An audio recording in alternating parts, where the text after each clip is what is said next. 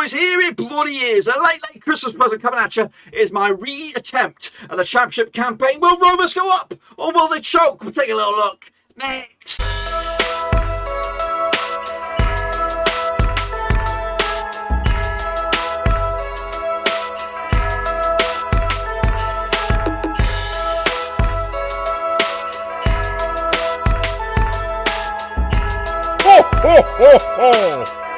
That's right, folks, back once again with another prediction video. Today we look forward to the end of the campaign. That's right, the end of the 2021-2022 EFL Championship season. Who will go up to the Premier League? Who's going to go down? We're going to have another crack at it. That's coming at you in a minute. Of course, big shout out to my VIPs, the Patreons. And if you know where you've been, smash your subscribe to keep you back to all things Championship related, Blackburn Rovers related, world football related. We're going to all here, boys. Under one Rooski, that's right. Bloody hell, can the Blackburn Rovers do it this season? We, of course, on the eve of a match, hopefully it'll go ahead against Hull City with the cusp, with the potential to go level on points with top team Fulham. Of course, could it be our season that gets promoted? Of course, we'll reveal in a minute, of course, who's going to go down as well. All of that coming at you in just a moment, of course. Make sure you check out the links down below, Twitter, Twitch, Facebook, all that kind of jazz. Here is my Lou Prediction League table, but of course, you don't know who's up, who's going down. We're going to reveal it from the middle of the pack all the way to the top honours, then of course see who's going to go up. Just let me bring up the actual league table so I can see where they are, and of course let you know. So we'll start in the middle of the pack, so around about 13th. Who's it going to be?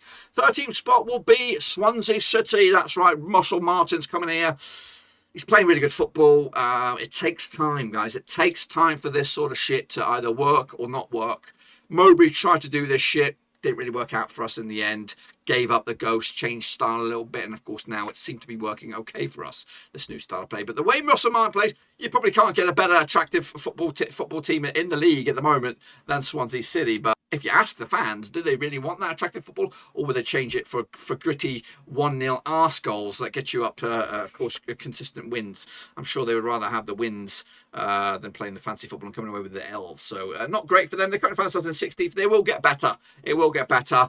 And they might be a little bit busy in the transfer window as well. So Swansea into 13th, into 14th. We have Millwall. Millwall currently find themselves in 12th. That's around about where they are. You know, they're a 12th place team. They can flirt with, of course, the playoffs. Hey, just let's not get ahead of our station here. 5th place QPR, 35 points. 13th place Blackpool, 30 points. It is airtight between the middle of that pack there. So Millwall still in the hunt for playoffs, but ultimately I think they're, you know, this team is cutthroat. This division is cutthroat, and Millwall will they'll be all right. 14th spot again. It's just not progress. They're stuck in the mud right now, and I don't know.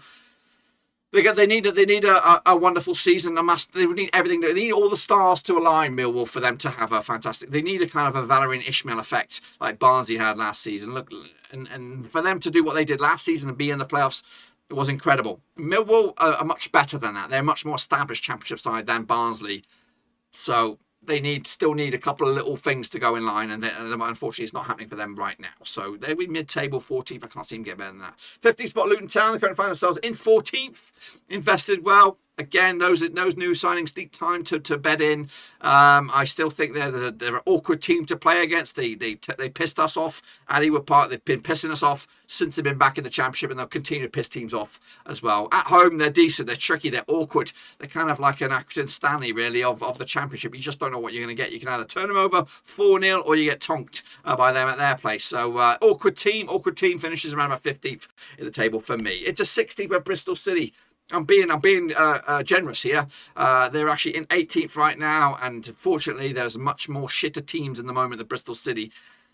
It's just not working out for them. For Pearson, I don't think he's the right man for them. It's not, you know. I remember Bristol City playing some really good football. Again, we might be under the Lee Johnson era. I don't know. I don't really remember the circumstances around him. Was he fired? Did he quit? What was the deal?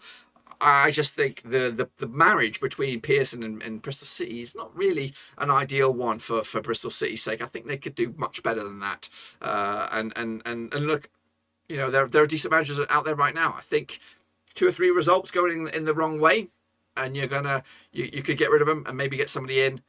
The problem is, are Barnsley and Derby already too far gone? You know what I mean? Will the board just think, you know what, let's just get through the season with Pearson and then we'll reevaluate at the end? Have they already written off the season by keeping Pearson at the helm? Because Bristol City should be not looking at top 6, top 8, something like that instead of being down here. So 16th for Bristol City, not great. Blackpool again, they're doing all right. 13th spot right now, beating Rovers as well this season, and have beaten some teams. Have got some good results as well. They've done better than I thought they would. Of course, I did think they would struggle, but of course they're turning into a decent little team, and they've got goals not from the guy you would think, their main man last season. I can't remember his name now, of course, but they've got goals elsewhere, and of course Critchley's done a fantastic job, and again proving to be one of the new managers out there that they're going to start to be very, very attractive towards top end championship clubs, and of course struggling Premier League clubs. So keeping hold of Critchley for Blackpool's sake is probably what they got to do. And of course, if they finish in around about 17th, they'll be content with that as well. 18th, Hull City. They're 19th right now. They've gone on a good bit of run. Hopefully that run stops today. And of course, hopefully they'll kick on again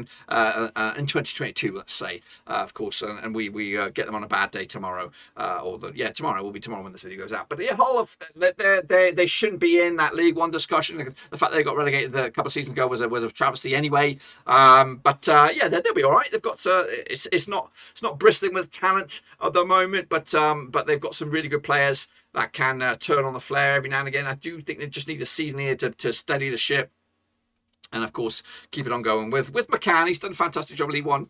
He's doing all right at the moment with the resources he's got in his hands. So Hull City 18th, they'd probably take that, wouldn't they? Meanwhile, it's a 19th spot, Birmingham. Golly, they every season they think they're going to be the Mutt's nuts. But it hasn't worked out. Lee Bowyer swapped Charlton. He was the king at Charlton. Of course, he did play for Birmingham, I believe. And it's not really worked out for him at the moment. They brought in Troy Deeney. That's a big money signing. And there might not be the money as in transfer fee, but I'm sure his salary is pretty up there. And other bits and pieces as well. It's just not really working out for Birmingham City and Lee Bowyer. I think it's going to be a difficult 6 weeks ahead for them. And again, they're not going to get relegated. No, they're not. No, neither are Hull or Bristol City. But I have their board settled for that fact that there are 2 or 3 teams already worse than them that are already getting sucked into the relegation zone, and they're going to be a championship club, and they're just going to settle for that. Or do they still have ambitions? If you get rid of Lee Bowyer, you've got ambition. That's what I'm saying. If you get rid of him, that table is quite densely packed. 2 wins for Birmingham. They're up to 9th. So it's still anyone's guess as to what's going to happen. So it's in the powers of the B at the moment if they're going to want to continue to be a lower echelon team or make a last dash attempt for top 6. Into what have we got here? 20th, Reading. Points deductions hit them hard. How many points was it? 6. So they should be really about 15th anyway. But they'll stick around. They'll be all right in the end. And again, they've just lost a lot of key talent over the years. A lot of key players went to bigger clubs, Premier League and of course Bundesliga and all that kind of stuff. So they've lost it. I don't know what's wrong with Lucas João. Is he injured or something like that? I don't keep tracks on everyone's teams and players, but they lost the goal threat there. I don't know what's going on. So they knew needed a bit of lady luck going their way. But again, the points deduction did hit them hard when they least expected it. Peterborough 21st. They will just survive. That's right. Goodness gracious me. Peterborough will hang on. But you know why they're going to hang on? They've got talent. They've got a good manager, a backed manager by the board. They've given them a long-term deal, saying, you know what? I know your hands are tied here and things are going to be tough, but you're doing great considering the circumstances we find ourselves in. They may end up having to sell some players in January to, of course, keep themselves afloat, but that's their style of play. They've got to sell to kind of invest. Clark Harris hasn't really hit the gold machine. Trelly was on last season, or whatever his name is. And Dembele is also a good talent as well that could generate a bit of funds if they wanted to cash in on him. But for me, they're going to survive, but only just. But who's going to go down? Who's going to join basically Barnsley and Derby? I think they're both toast. We already know that, we think, don't we? This is a bit of a shock. I'm going to go with Cardiff City. That's right. I'm not really blown away by their management decision. Mick McCarthy, they brought him in, great fan, not friendly fanfare, but good. He had a good run. Then you get rid of him. You bring in an unproven Steve Morrison. It doesn't really. It's a bit of an underwhelming sort of appointment. A team that wants to, realistically, you had Neil Warnock not too long ago on the cusps, of getting back into the Premier League and things like that. It's been a sharp decline now for Cardiff, and I think it could be a sharp decline into League One, which will be absolutely batshit crazy. Of course, just look at some of the guys that got sacked. Grajovic is available out there. We've got Mick. Well, you just got rid of Mick. Chris Hughton has just gone. Sam Allardyce is available. He could probably take that job, but I think now it's too far gone. You toast me. I think Cardiff could be the surprise package going down. Barnsley also going to go down, and Derby going to go down. We already know that. Of course, the points deduction is massive. If we take that points deduction, so they were deducted 21 points. They would have got 15, 25 points, 25 points. So they would be around about 19th right now, I think. Something like that. Anyway, it's a 12th spot. We have Huddersfield. Huddersfield currently find themselves in 10th. Why do I say 10th? Well, yeah, there's a couple of teams below them that are going to start to rise. Of course, Preston have changed their manager. Will Huddersfield change their manager to kind of get from 10th to maybe 8th, to maybe 7th, to maybe 6th? No, they won't. They're going to stick with the guy at the helm there. I don't even know his name. Is Carlos Corbrian. That's right. They're going to stick with him. It's a position Rovers have been in for many years. You need that extra punch, need that extra change of dimension. You don't go with it. You stick with your tried and trusted. It's not gonna get you that next level. So unfortunately, 12th for Huddersfield. I can't see it. 11th Coventry, doing bits this season, but unfortunately they've started to feel the pushback now by some of the bigger boys above them. They're in 8th.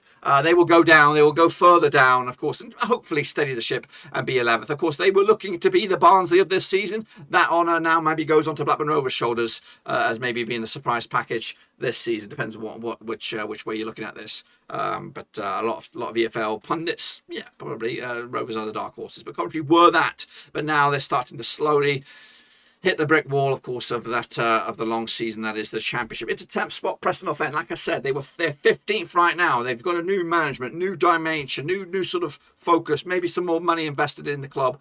That's going to push them up into the top 10 this season.